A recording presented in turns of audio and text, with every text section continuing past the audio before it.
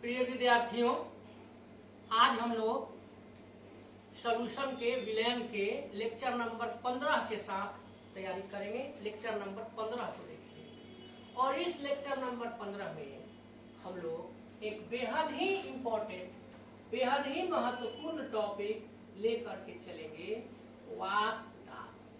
अंग्रेजी में इसको हम लोग कहते हैं वेपर।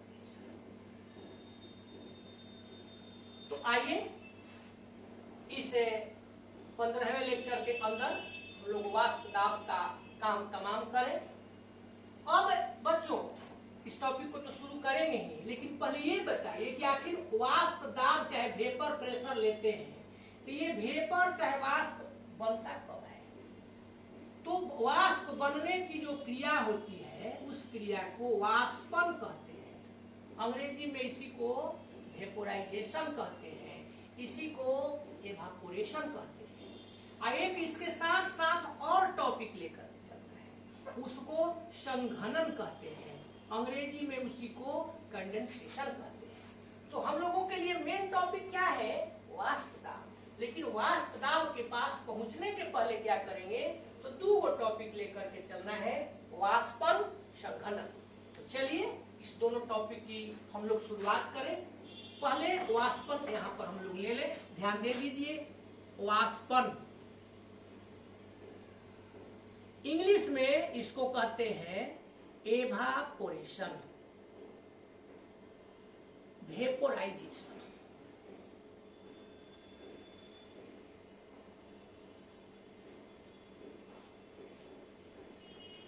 और दूसरा कौन बोले थे?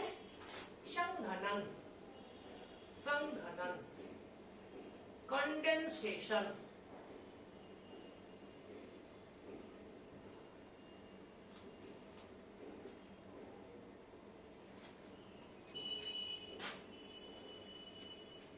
तो आज इस प्यारे से दिन में, प्यारे से इस टॉपिक की हम अपने प्यारे बच्चों के साथ है प्यारी सी शुरुआत कर रहे हैं। चलिए आइए एक बर्तन लिया जाए।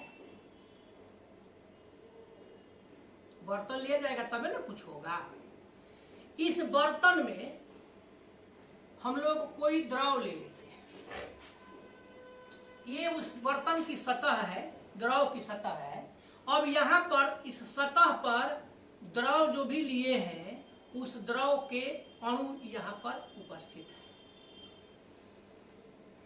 ये द्रव के अणु केवल यही नहीं है, ये पूरा भरा हुआ है, लेकिन हम लोग अणु नहीं दिखला करके ऐसे दिखला दिए द्रव भरा है। मन करे तो यहाँ भी दिखला सकते हैं ऐसे चारों चारों।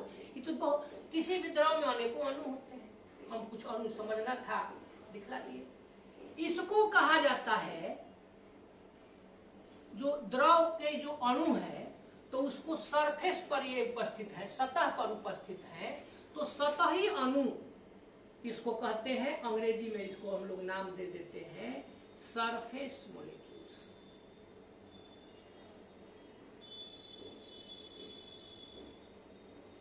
अब बर्तन खुला है, ध्यान दीजिए, खुला है लेकिन इधर टूटा फूटा नहीं है। बर्तन खुला है। अब इसमें जब टेम्परेचर इसको मिलेगा, हीट इसको किया जाएगा, उष्मा इसको दिया जाएगा, तो ये जो सरफेस पर के, इस सतह पर के अणु है, ये वाष्प के रूप में ऐसे बदल करके ऊपर की ओर चले जाएंगे, वेपर में, भाप में बदल जाएंगे। अब चूंकि आप यहाँ पर ढके तो नहीं है, तो ढके नहीं है इसलिए वाष्प बन के निकल जाएंगे, गैस बन के निकल जाएंगे। यही प्रोसेस कहलाता है वाष्पन। अब यहां जरा ध्यान दीजिए, यह क्या था? तो एक द्रव था। द्रव अवस्था से यह किस में बदल गया? तो गैसीय अवस्था में बदल गया, वेपर स्टेट में बदल गया, वाष्प अवस्था में बदल गया। तो इसी प्रोसेस को हम लोग नाम दे देंगे वाष्पन। यानी वैसी प्रक्रिया जिसमें द्रव के अणु क्या हो जाते हैं? वाष्प अवस्था में परिणत हो जाते हैं, वाष्प अवस्था में परिवर्तित हो जाते हैं। तो उसको क्या कहते हैं? वाष्पन, एवापोरेशन, वेपोराइजेशन, ये सब। ये खुला बर्तन में ही होगा कि बंद में भी होगा? बंद में नहीं होगा, क्योंकि जब आप यहाँ पर बंद कर दीजिएगा तो ये वाष्प बन के बाहर नहीं निकलेंगे। तो बंद में क्या होगा इसको देखेंगे, पहले खुला वाला काम कर लिया जाए। अब जरा ध्यान दीजिए कि वाष्प के रूप में जो बदले हैं वो कौन है? सरफेस पर के अणु हैं, ये सभी अणु हैं।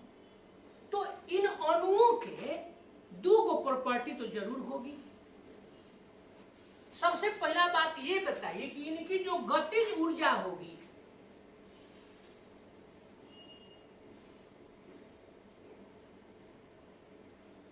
अन्य अणुओं के तुलना में इनकी गतिज ऊर्जा क्या होगी? अधिक होगी। अरे भाई अधिक होगी तभी ना ये इतना दूरी को तय करके पार करके यहाँ पर गए हैं।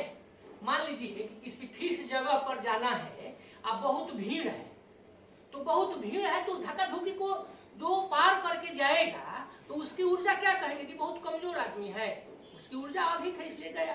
तो ये सभी लिक्विड मोलेक्यूल्स जो हम लोग लिए हैं, द्रव के अणु जो लिए हैं, ये पार करके यहाँ पर आया है, तो इसकी गतिज ऊर्जा तो क्या होगी? अन्य अणुओं की अपेक्षा अधिक। यहाँ हम लिखते नहीं है अन्य अणुओं की अपेक्षा, बोलिए दे रहे हैं।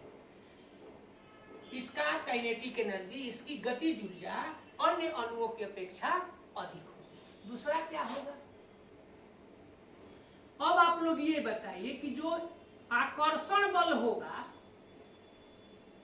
फोर्स ऑफ अट्रैक्शन, वह अन्य अणुओं की अपेक्षा क्या होगा? अधिक होगा कि कम होगा? ध्यान दीजिए, यहां पर अंदर में कोई अणु है तो उसका फोर्स ऑफ अट्रैक्शन चारों ओर से है, चारों तरफ से वह जुड़ा हुआ है। ऊपर चला गया, यहाँ पर सतह पर आ गया तो ऊपर से तो है नहीं, तो केवल नीचे से।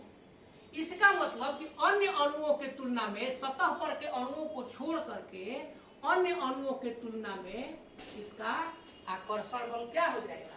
कम हो जाएगा। तो यहाँ दो चीज होगा, इनकी गतिज ऊर्जा अधिक हो जाएगी, इनका आकर्षण बल कम हो जाएगा। तो याद रखिएगा कि वाष्पन की क्रिया में जो भी अणु भाग लेते हैं वे सतही अणु होते हैं, सतह पर के सरफेस मोलेक्यूल्स होते हैं। उनकी गतिज ऊर्जा अन्य अणुओं की तुलना में अधिक होती है, लेकिन उनका जो फोर्स ऑफ अट्रैक्शन होता है, आकर्षण बल होता है, वह अन्य अणुओं की अपेक्षा क्या होता है? और ये कब कोई भी द्रव वाष्पित कब होता है? जब उसको खुले बर्तन में रखा जाता है। होता क्या है कि उच्च ऊर्जा युक्त जो अणु होते हैं वह द्रव सतह पर से वाष्पित हो जाते हैं, तो यानी उनकी एनर्जी क्या हो जाती है? अधिक होती है। तो अब इसका डिफिनीशन देंगे कि वह ऐसी प्रक्रिया जिसमें द्रव अवस्था वाष्प अवस्था में परिणत हो जाती है उसे वाष्पन कहते हैं। ये नहीं कहते, थोड़ा एकदम सही है, इसको थोड़ा सा बढ़ा देते हैं। वो ऐसी प्रक्रिया जिसमें द्रव वाष्प में परिवर्तित हो जाता है, द्रव के अणु वाष्प में परिवर्तित हो जाते हैं, वाष्पित हो जाते हैं, उसे वाष्पन कहा जाता है। वैसी प्रक्रिया जिसमें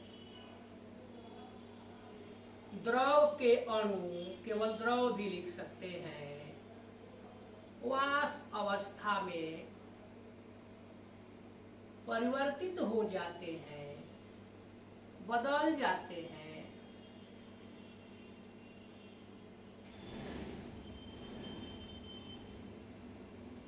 वाष्पन कहलाती है। वाष्पन कहलाती है।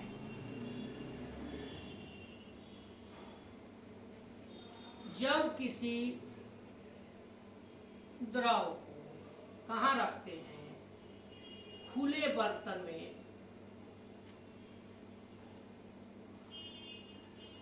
बर्तन में रखा जाता है, तब वह वाष्पित होता है।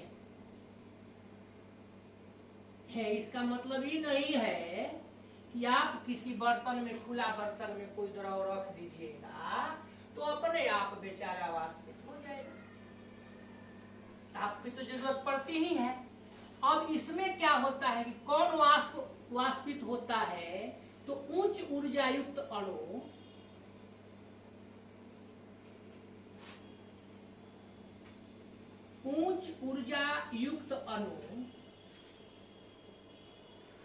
द्रव सतह से वाष्पित हो जाते हैं। बस ये तो डिफिनेशन हो गया, मान लीजिए जानकारी के लिए, लेकिन सीधा ये तो हम लोग जानकारी के लिए है, वाष्पन का यह परिभाषा हुआ। शॉर्ट में यह जानिए कि जिस प्रक्रिया के द्वारा द्रव अवस्था वाष्पित अवस्था में वाष्प अवस्था में बदल जाती है, उसी को वाष्पन, उसी को एवापोरेशन और उसी को वेपोराइजेशन कहते हैं।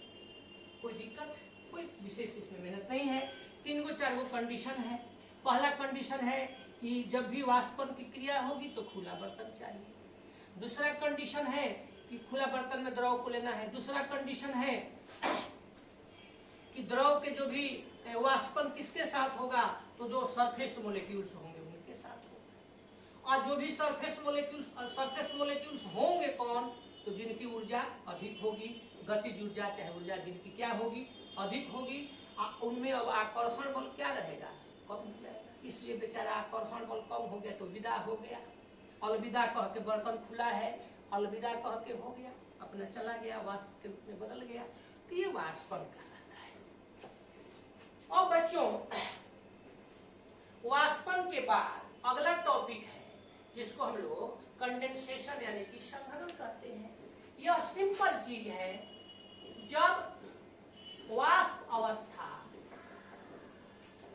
द्रव अवस्था में बदलती है, तो जिस प्रक्रिया के द्वारा वाष्प अवस्था द्रव अवस्था में बदलती है, उसी प्रक्रिया को संघनन के नाम से जाना जाता है। तो अभी आप लोग बताइए, यह प्रक्रिया खुले बर्तन में होगी कि बंद बर्तन में? तो जरा ध्यान दे दीजिए। अब की बार हम बर्तन को बंद लेते हैं, तब देखते हैं क्या क्या होता है।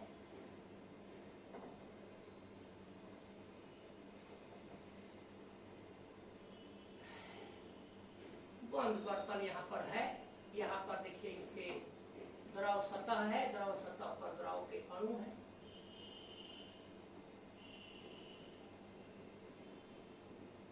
गर्म किया गया, गर्म किया गया तो जैसे ही ये क्या हुए, सतह के अणु क्या हो गए, वाष्पित हो गए, वाष्प बन करके ऊपर चले गए। तो जब ये द्रव अवस्था से वाष्प की अवस्था में बदल गया, तो इस क्रिया को कह दिए वाष्पन। यानी पहले यहाँ पर कौन क्रिया हुई, वाष्पन की क्रिया। लेकिन बच्चों, यहाँ बर्तन जी महाराज तो बंद है, तो बंद है तो क्या ये भाग जाएगा ऊपर, उसको धक्का धुक्की करके पटक के भाग जाएगा तोड़ ताड़ के? तब ये क्या होगा, इसके नीचे, अब चूंकि यहाँ बंद है तो नीचे की तरफ आएगा। तो जब नीचे की तरफ कहाँ पर आएगा, यहाँ पर द्रव सतह पर, इस सतह पर, तो नीचे की तरफ आएगा तो वह किसमें बदल जाएगा, तो अब वह द्रव की अवस्था में बदल जाएगा। तो जब वह द्रव की अवस्था में बदल जाएगा तो उसी को क्या कहेंगे, संघनन। वैसी प्रक्रिया जिसके द्वारा वाष्प अवस्था द्रव अवस्था में परिवर्तित हो जाती है, उसे संघनन कहते हैं। वैसी प्रक्रिया जिसमें वाष्प अवस्था, वेपर स्टेट, भाप की अवस्था, इसमें बदल जाती है, तो द्रव अवस्था में।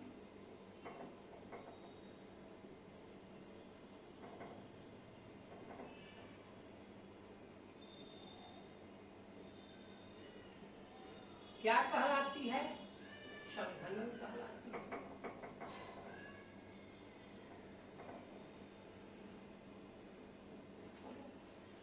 जब किसी द्रव को ऐसे बर्तन में, बंद बर्तन में रखा जाता है, तब संघनित हो जाता है। जब किसी द्रव को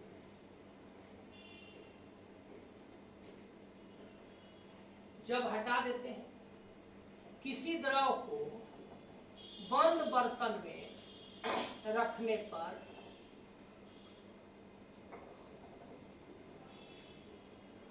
वह संघनित होता है। यानी जब बंद बर्तन में रखिएगा तो पहले वह क्या होगा, उसका वाष्पन होगा, अब बंद होने के चलते उसका क्या हो जाएगा, संघनन।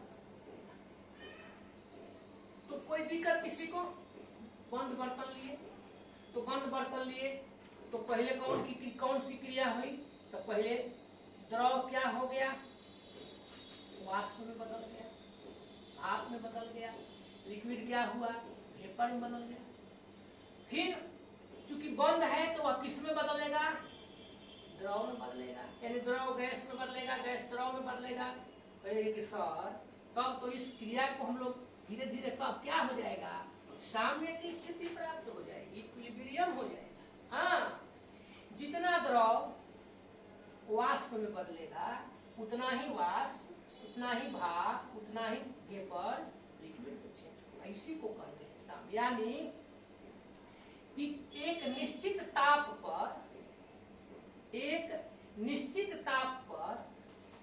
जो वेपर फेज, एक निश्चित ताप पर द्रव एवं वाष्प अवस्था के बीच क्या हो जाता है, साम्य स्थापित हो जाता है।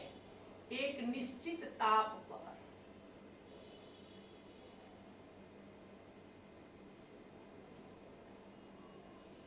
द्रव अवस्था एवं वाष्प अवस्था के बीच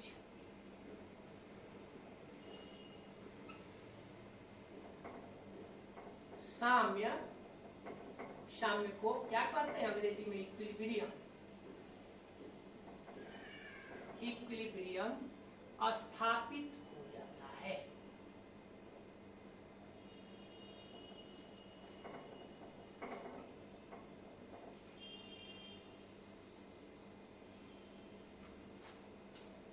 तो दो टॉपिक हम लोग देखे, वाष्पन, संघनन। इसमें जरा ध्यान दीजिए, हम लोग भले ही आपका ये हिंदी माध्यम है, हिंदी मीडियम है, लेकिन हम आपको जो भी मटेरियल देते हैं वो अपने से ये दिमाग लगा कर देते हैं, ये सोच करके देते हैं कि आप कॉम्पिटिटिव स्टडी भी कर सकते हैं। और हिंदी माध्यम के विद्यार्थी भी बढ़िया बढ़िया कंपटीशन, चाहे नीट हो, जेईई हो, उसमें आते हैं।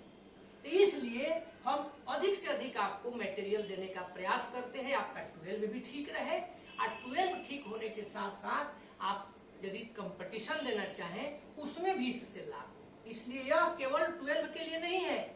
अगर 12 के लिए होता तो बस 2 लाइन केवल यह बता दिए, लिखना इतना मेहनत करना नहीं पड़ता कि जब द्रव अवस्था वाष्पित होता है तो उसको वाष्पन कहते हैं, फिर बदल गया द्रव में तो उसको संघनन कहते हैं, आप एक निश्चित ताप पर साम्य होता है। 3 ही लाइन हम अभी पढ़ाए हैं 12 के हिसाब से।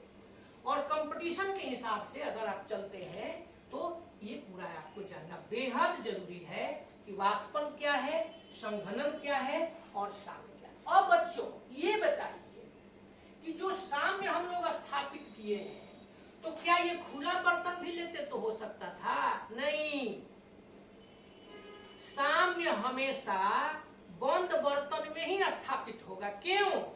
क्योंकि बंद बर्तन रहेगा तब ही वाष्पन और संघनन दोनों क्रियाएं होंगी। बंद बर्तन रहेगा तब भी वह द्रव से वाष्प और वाष्प से द्रव बनेगा। तो चलिए, कोई दिक्कत है? समझ में आ गया? तो इसको आप कंप्लीट कर लें। अब चलते हैं वाष्प दाब की तरफ, जल्दी तैयार कीजिए।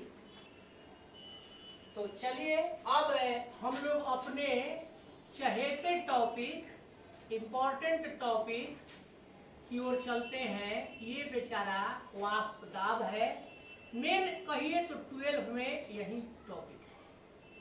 आप इसके पहले वाला जो दोनों लिखे हैं, पढ़े हैं, समझे हैं, वह जानकारी के लिए, अगर आप उसको देख लिए हैं तो ये और बढ़िया से समझ में आएगा। चलिए वाष्प दाब की ओर बढ़े, ध्यान दीजिए। यहाँ हम लोग एक बर्तन ले लें, बंद बर्तन लेते हैं। यहाँ पर बंद बर्तन हम लोग लेते हैं,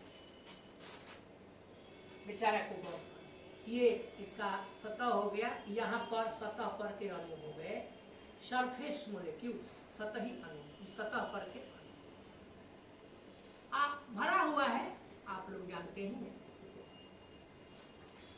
तो अब हम क्या करते, अब होता क्या है कि जब सतह पर के अणु है तो ये वाष्पित हो जाते हैं, यानी वाष्प में बदल जाते हैं। तो जब द्रव अवस्था से वाष्प अवस्था में ये बदलते हैं, तो जैसे ही द्रव अवस्था से वाष्प अवस्था में बदलते हैं, कहते हैं हम लोग इसका क्या हो गया, वाष्पन हो गया। लेकिन ये बेचारे वाष्पित हो नहीं पाते हैं, ऊपर चले नहीं, ऊपर जाते नहीं हैं, ये अलविदा नहीं कहते हैं, बल्कि फिर आ जाते हैं। यहाँ पर बंद बर्तन है, तो जैसे ये आगे बढ़े, बंद है, हाथ से मिट्टी गया तो कहेगा कि सब थोड़ा सा खुल गया, खुला नहीं है, बंद है। तो बंद बर्तन है। अब बंद बर्तन में रहने के कारण ये फोर्स एक नीचे की तरफ, या नीचे की तरफ आते हैं, वाष्प से फिर किसमें बदलते हैं, द्रव। तो जब वाष्प अवस्था से द्रव की अवस्था में बदलते हैं, तो इस क्रिया को हम क्या कह देते हैं, संघनन। आप जन्म किए थे, द्रव से वाष्प, वाष्प से द्रव। ऐसी स्थिति में जब वाष्प से द्रव बदलते हैं, मान लीजिए कि हम यहाँ से उधर से दौड़ते हुए खूब आए, ऐसे धक्का दिए, तो कुछ बल तो लगेगा। ऐसे ही यह गैस है, ऊपर से बंद है, तो इस पर कुछ प्रेशर तो होगा, गैस है तो जो प्रेशर आरोपित होता है इसको वाष्प से द्रव की ओर बनने में, वाष्पन से संघनन को बदलने में, जो प्रेशर वाष्पित होने से संघनित होने की ओर लगता है, तो उसी प्रेशर को क्या कहते हैं, वेपर प्रेशर। उसी दाब को वाष्प दाब कहते हैं। ये एक निश्चित ताप पर होता है। कब होता है, जब साम्य की अवस्था होगी, अभी जस्ट देखे हैं। तो साम्य की अवस्था में स्थित द्रव के जो वाष्प थे, द्रव्य का वाष्प बना था, तो इस द्रव के वाष्प के द्वारा जो दाब आरोपित होता है, उस आरोपित दाब को वाष्प दाब के नाम से जानते हैं। दिए गए ताप पर साम्यावस्था में स्थित द्रव के वाष्पों द्वारा आरोपित दाब को, लगाए गए दाब को वाष्प दाब कहते हैं। दिए गए ताप पर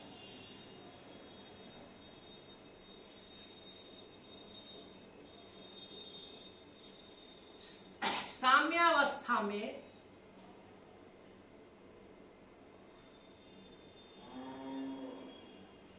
द्रव के वाष्पों द्वारा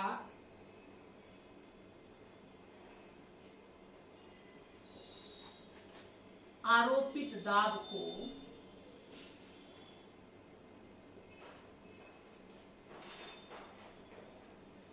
वाष्प दाब, वेपर प्रेशर कहा जाता है। अब जैसे ये मान लीजिए कि हम लोग वाष्प दाब बदल लिए, तो इसका जो वाष्प दाब होगा उसको सपोज कीजिए हम लोग ऐसे लिखेंगे, यहाँ पर एक बिंदु ऊपर, इसको नॉट पढ़ते हैं, यानी इसको कह दिए P इज नॉट, यानी प्रेशर, वेपर प्रेशर केवल है, दूसरा कुछ उसके लिए नहीं है।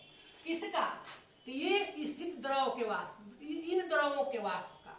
और मान लीजिए समझने के लिए हम लोग इसको A कह दें, ये जो अणु है A लिख दिया जाए, तो यहां कहेंगे P is not of A, यानी vapour pressure of liquid A, द्रव A का वाष्प दाब। यहां पर द्रव A का वाष्प दाब अंग्रेजी में क्या कहेंगे, vapour pressure of liquid A। इसका मतलब है कि नॉट माने इसमें अब दूसरा कुछ नहीं है, तो ये हो गया वाष्प दाब। दिए गए ताप पर साम्य अवस्था में स्थित द्रव के वाष्पों के द्वारा जो दाब आरोपित होता है, वही दाब क्या कहलाता है, वाष्प दाब कहलाता है। तो क्या वाष्प दाब समझे हमारे प्यारे विद्यार्थी जी लोग? वाष्प दाब बढ़िया से समझ गए, क्लियर हो गया? चलिए हो गया, तो आगे बढ़ते हैं। अब लेकर के चलेंगे, ध्यान दीजिए, वाष्प दाब को प्रभावित करने वाले कारक। यहां पर नेक्स्ट टॉपिक में हम चल दिए, वाष्प दाब को, ध्यान दे दीजिए, प्रभावित करने वाले कारक।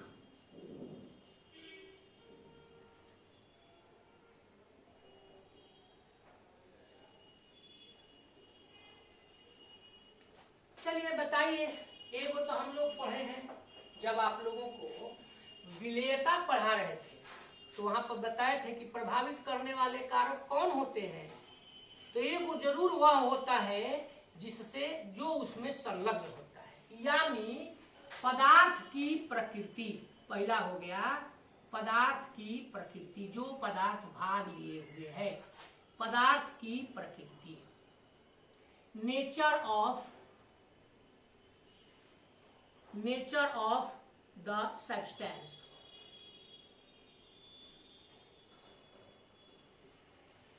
अब नेचर ऑफ द सब्सटेंस जानेंगे, पदार्थ की प्रकृति जानेंगे। पहले हम लोग ये जाने कि पदार्थ कितने प्रकार के होंगे हैं। अब आप ही मत कहने लगेगा कि ठोस, द्रव, गैस, तत्व, यौगिक, मिश्रण, सब तो आपको पढ़ाइए दिए हैं, हम लोग सब जानते हैं जी। वो नहीं, अब यहाँ पर वाष्प दाब के संबंध में इसका वर्गीकरण करना है। तो ये दो प्रकार के होते हैं, वाष्पशील चाहे उड़नशील या अवाष्पशील।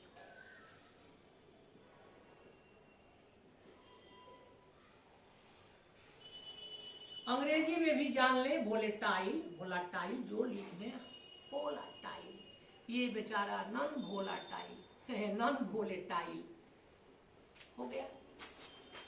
कहिएगा किसको? तो वैसे पदार्थ जिनमें वाष्पित होने की प्रवृत्ति अधिक होती है, have a tendency to evaporate, वाष्पित होने की प्रवृत्ति।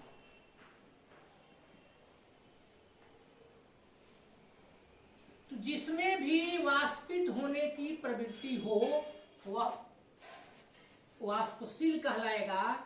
इसमें वाष्पित होने की प्रवृत्ति अत्यंत कम, यानी अत्यंत कम के मतलब लगभग नहीं के बराबर, यानी इसमें P0 का वैल्यू 0, इसमें P0 का वैल्यू 0 नहीं। अब कोई उदाहरण दे दिया जाए, तो उदाहरण में हम पहले किसको ले लें? तो आप लोग इतना देर से सीख रहे हैं, समझ रहे हैं, तो जल चाहिए, अल्कोहल चाहिए। तो अल्कोहल में दो गो दे देते हैं, मिथाइल अल्कोहल जिसको आप कहते हैं मेथेनॉल, इथाइल अल्कोहल जिसको आप कहते हैं एथेनॉल, बेंजीन दे देते हैं। आप बेंजीन का एगो अगला उससे है टॉल्यूइन दे देते हैं। ये सभी इसके सभी द्रव। इसमें जनरली हम लोग ठोस का उदाहरण देते हैं। तो अब आप ही लोग बताइए, ठोस के उदाहरण में कौन लीजिएगा? तो जब जल है तो क्या लीजिएगा? तिवारी सर जल लेते हैं तो एगो चीज जरूर लेते हैं, समझिए समझिए, जल का लिए है तो जल के साथ हम कौन ठोस मिलाते हैं? रोज आप लोग शरबत पीते हैं तो बेचारा चीनी ले लेंगे। हाँ, बड़ी जरूरत पड़ती है जी, ग्लूकोज वगैरह भी हम लोगों के लिए बहुत जरूरी चीज है, तो चीनी के साथ साथ ग्लूकोज ले लिए। और भारत कृषि प्रधान देश है, तो कृषि कार्य तो यहाँ पर बहुत होता है। तो कृषि कार्य में खेती करने के लिए हम लोगों को खाद, उर्वरक, फर्टिलाइजर की जरूरत पड़ती है। तो उसमें वो हम लोग देखिए ले लिए यूरिया जी को। तो इस प्रकार से ये वाष्पशील पदार्थ हो गए, ये अवाष्पशील पदार्थ हो गए। अब वाष्प दाब से रिलेटेड जो स्टडी हम लोग करेंगे उसमें इनको छोड़ देंगे, फिलहाल हम लोग इनको लेकर के चलेंगे। अब आप लोग बताइए कि जो वाष्पशील पदार्थ होते हैं तो मान लीजिए कि 2 गो वाष्पशील पदार्थ दे दिया गया, एगो जल, एगो सपोज कीजिए अल्कोहल, मिथेनॉल। अब पूछा जाएगा कि किसका वाष्प दाब अधिक होगा, तो क्या किया जाएगा अंदाज पर।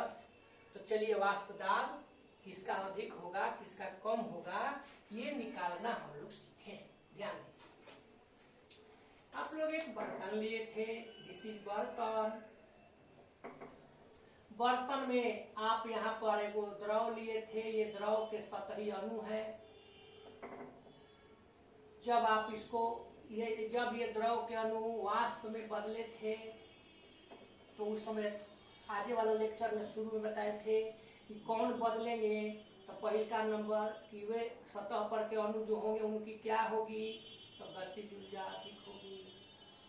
और उसके बाद आप लोग पढ़े थे कि आकर्षण बल क्या होगा, तो ये बताए थे कि आकर्षण बल कम होगा। याद है? तो याद है तो बढ़े, यानी जिसका आकर्षण बल कम होगा, जब अणुओं के बीच आकर्षण बल कम होगा तब वाष्पन की क्रिया अधिक होगी, चाहे वाष्पन की क्रिया होगी। तो अब यहाँ पर हम लोग ले लिए अणुओं के बीच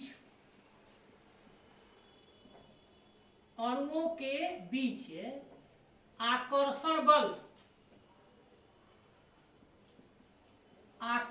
बल क्या होगा, कम होगा। तो उनका वाष्प दाब क्या होगा, तो उनका वाष्प दाब अधिक होगा। इसी प्रकार से अणुओं के बीच आकर्षण बल बढ़ गया, अधिक है। तो आकर्षण बल जब बढ़ जाएगा, आकर्षण बल अधिक है, प्रबल है,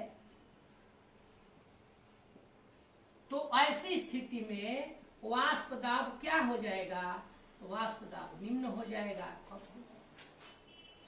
क्लियर हुआ? समझ में आया? आगे बढ़े, चलिए ठीक है। अब इस आधार पर क्या आप यह कह सकते हैं क्या कि वाष्प दाब और आकर्षण बल जो अणुओं के बीच का है, वो दोनों एक दूसरे के समानुपाती हो सकता है ना? नहीं, हाँ आप ही लोग ठीक कह रहे हैं। समानुपाती कैसे होगा? आकर्षण बल कम होगा तो वाष्प दाब अधिक होगा। तो ठीक है, आप लोग कह रहे हैं समानुपाती नहीं होगा तो क्या होगा, तो व्युत्क्रमानुपाती होगा। तो यहाँ पर देखिए हम लोग दे दिए अणुओं के बीच आकर्षण बल, यानी आपसे प्रश्न पूछा जाए कि किसका वाष्प दाब अधिक होगा, तो आपको क्या करना पड़ेगा, आपको ये देखना पड़ेगा कि किसका आकर्षण बल किसमें अधिक है, किसमें कम है। अधिक वाला का वाष्प दाब कम हो जाएगा और कम वाला का वाष्प दाब अधिक हो जाएगा। तो अब इसको समझने के लिए ज्यादा मेहनत की जरूरत नहीं, हम केवल 2 उदाहरण देंगे। देखिए पहला सवाल लेते हैं, यहाँ पर हम लोग ले लिए इथाइल अल्कोहल, इसको एथेनॉल के नाम से भी जानते हैं। एक दूसरा ले लिए, इसका नाम आगे मिलेगा, आप लोग जब अल्कोहल चैप्टर पढ़ेंगे तब। इसको हम लोग कहते हैं एथिलीन ग्लाइकॉल, केवल ग्लाइकॉल के नाम से भी हम लोग जानते हैं, एथिलीन ग्लाइकॉल। और इसको देखिए हम लोग कह दिए CH2OH, CHOH, और यहाँ पर लिख दिए CH2OH। इसको ग्लिसरॉल भी कहते हैं और ग्लिसरीन भी कहते हैं, दोनों नाम है। अब मेरे प्यारे विद्यार्थी जी लोग, ये आप लोगों को सोचना है कि इस तीनों में किसका वाष्प दाब अधिक होगा। इससे आपका ऑब्जेक्टिव तैयार होगा, या नीट और जेई के क्वेश्चन में, नीट और जेई के एग्जाम में इससे रिलेटेड पूछेगा। अब कोई जरूरी तो थोड़े है कि यही उदाहरण पूछ ले। तो आप इसके बीच का आकर्षण को कैसे जानेंगे? इसमें अणुओं के बीच जो इथेनॉल के बहुत सारे अणु हैं, उनके बीच का आकर्षण बल कैसा है, प्रबल है कि दुर्बल है, इसके अणु सभी अलग अलग हैं। तो अणुओं के बीच के आकर्षण बल को आप हाइड्रोजन बंधन की सहायता से देख सकते हैं। अब यहाँ पर आप लेते हैं तो देखिए इसमें केवल हाइड्रोजन बंधन इसमें कम बनेगा, ये बनेगा। इसमें हाइड्रोजन बंधन यहाँ भी OH है, यहाँ भी, तो इसमें अधिक बनेगा। इधर भी बनेगा, इधर भी बनेगा, इधर भी बनेगा, इधर भी बनेगा, ऐसे ही इसमें भी और ज्यादा बनेगा। तो इसमें सबसे अधिक हाइड्रोजन बंधन होगा।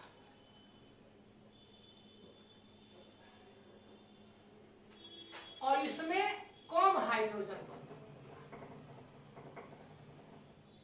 तो जब कम हाइड्रोजन बंधन होगा तो अणुओं के बीच का आकर्षण बल कम होगा। इसमें अधिक हाइड्रोजन बंधन होगा तो अणुओं के बीच के आकर्षण बल अधिक होगा।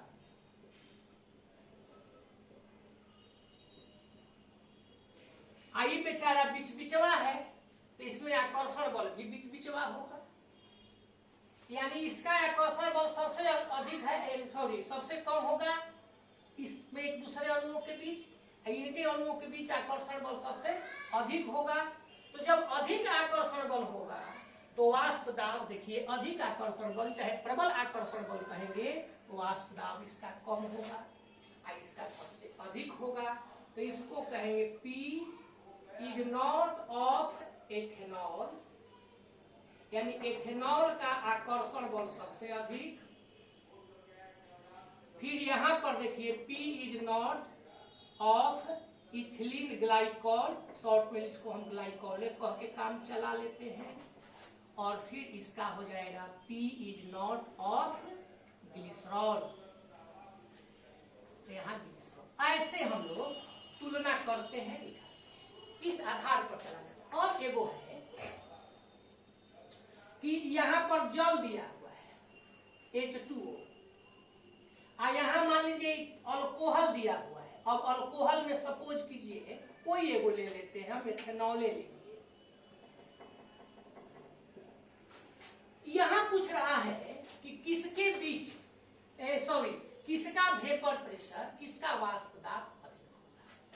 तो देखिए बच्चों, जल के जो अणु जुड़े होते हैं डॉट डॉट ऐसे कर दिए बहुत सारे, और होगा समझने के लिए। इथेनॉल के भी देखिए यहां पर ले लिए C2H5OH, यहां पर भी ले लिए C2H5OH, यहां भी डॉट। तो दोनों के बीच यहां पर भी हाइड्रोजन बंधन है, इसी को डॉट से किए हैं। यहां भी देखिए, अब हाइड्रोजन बंधन को आप 11th में आराम से पढ़े हैं रासायनिक बंधन चैप्टर, तो यदि दिक्कत होगी तो हम हिंट भी कर देंगे अलग से। अब एक अणु जल का, एक अणु 4 हाइड्रोजन बंधन जुड़ से जुड़ता है। इसमें इसका एक अणु 1 हाइड्रोजन बंधन से जुड़ता है। क्लियर है? 11th का चीज है। तो जब 4 वो हाइड्रोजन बंधन से कैसे जुड़ता है, यदि जरूरत पड़ेगी हम आगे समझा देंगे। तो इसमें क्या हो गया, हाइड्रोजन बंधन अधिक हो गया, तो यहाँ पर अधिक हाइड्रोजन बंधन है। क्यों? क्योंकि संख्या अधिक है तो थोड़ा अधिक होगा ही। यहाँ पर कम हाइड्रोजन बंधन है। अब आप लोग बताइए, तो आकर्षण बल यहाँ क्या होगा, प्रबल होगा कि दुर्बल होगा? तो दुर्बल होगा क्योंकि कम है। यहाँ पर आकर्षण बल क्या होगा, तो यहाँ पर आकर्षण बल प्रबल होगा। क्यों प्रबल होगा? प्रबल बना इसके रिस्पेक्ट में, तो यहाँ पर प्रबल होगा। तो अब आप लोग ये बताइए कि किसका वाष्प दाब अधिक होगा। तो इसमें दुर्बल है तो ये उल्टा एक दूसरे के होता है। तो इसमें यहाँ पर अल्कोहल का चाहे एथेनॉल का, देखिए P इज नॉट ऑफ, यहाँ पर दे दिए एथेनॉल, यानी एथेनॉल का वाष्प दाब greater than P is not of जल, जल के वाष्प दाब से। तो इस प्रकार आपसे प्योर कॉम्पिटिटिव है और 12 के लिए ऑब्जेक्टिव क्वेश्चन इससे बनता है। पहला कारक देखें, पदार्थ की प्रकृति। तो पदार्थ की प्रकृति तो हम बता दिए, आप लोगों की तो प्रकृति ठीक ठाक काम कर रही है ना समझने के लिए। अच्छा चलिए जब ठीक ठाक काम कर रही है तो थोड़ा सा और है, हम इस ठीक ठाक काम को पैगाम तक पहुंचाते हैं। इसको भी मिटाइए देते हैं।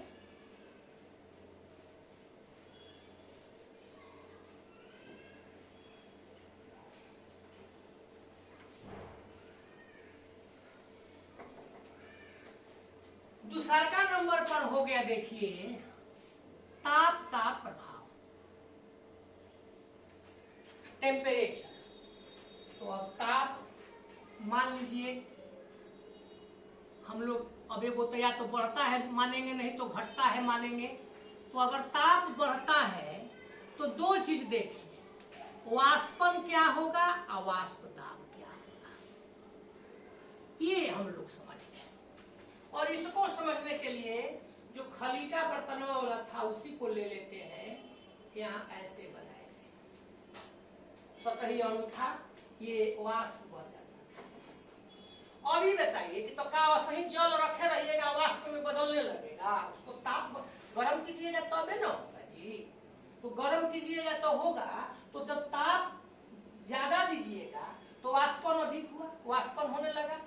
तो यदि वाष्पन ताप बढ़ाएंगे तो वाष्पन बढ़ता है।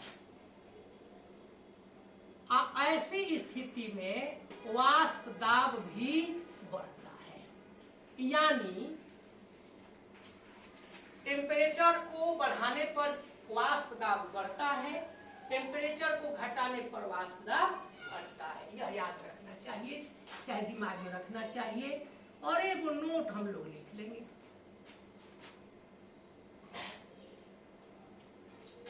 बर्तन का जो शेप होता है, चाहे साइज होता है, आकृति और आकार होता है, तो आकृति पर बर्तन के आकार पर वाष्प दाब प्रभावित नहीं होता है। वाष्प दाब पर बर्तन के जो बर्तन आप लिए थे आकार आकृति का प्रभाव नहीं पड़ता है। वाष्प दाब पर बर्तन के जो बर्तन आप लिए थे आकृति आकार इत्यादि का प्रभाव नहीं पड़ता है।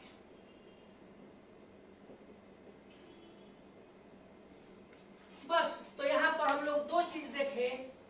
पहला नंबर पर देखे कि वाष्पन और संघनन क्या है। जब द्रव अवस्था से वाष्प अवस्था में बदल जाए तो वाष्पन कहते हैं। वाष्प अवस्था से द्रव अवस्था में बदल जाए तो उस प्रक्रिया को संघनन कहते हैं। वाष्पन की क्रिया हुई और संघनन की क्रिया में जब बदलाव हुआ तो जब साम्य की अवस्था होती है तो जितना द्रव वाष्प में बदलता है उतना ही वाष्प द्रव में बदलता है।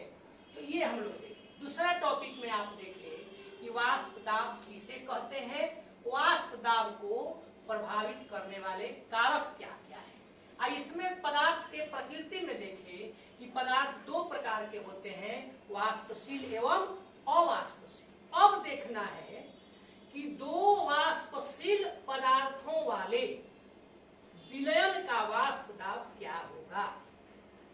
दो वाष्पशील पदार्थ लिए गए, दो वाष्पशील द्रव लिए गए, उनसे जो विलयन बनाया गया तो उस विलयन का वाष्प दाब क्या होगा, इस पर हम लोगों को देखना है।